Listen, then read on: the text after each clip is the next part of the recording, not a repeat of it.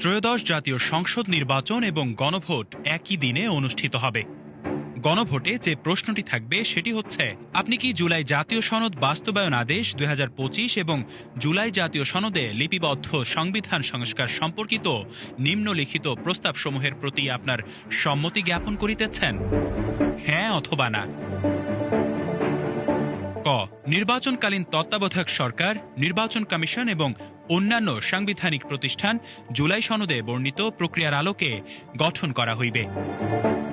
খ, আগামী জাতীয় সংসদ হইবে ২ কক্ষ বিশিষ্ট ও জাতীয় সংসদ নির্বাচনে দলগুলোর প্রাপ্ত ভোটের অনুপাতে ১০০ সদস্য বিশিষ্ট একটি উচ্চকক্ষ গঠিত হইবে এবং সংবিধান সংশোধন করিতে হইলে উচ্চকক্ষের সংখ্যাগরিষ্ঠ সদস্যদের অনুমোদন দরকার হইবে।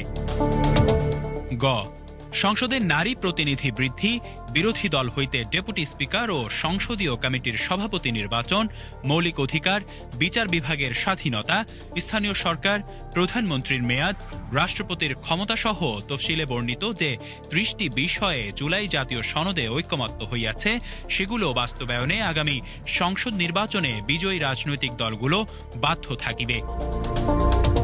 ঘ, জুলাই জাতীয় সনদে বর্ণিত অপরাপর সংস্কার রাজনৈতিক দলগুলো প্রতিশ্রুতি অনুসারে বাস্তবায়ন করা হইবে।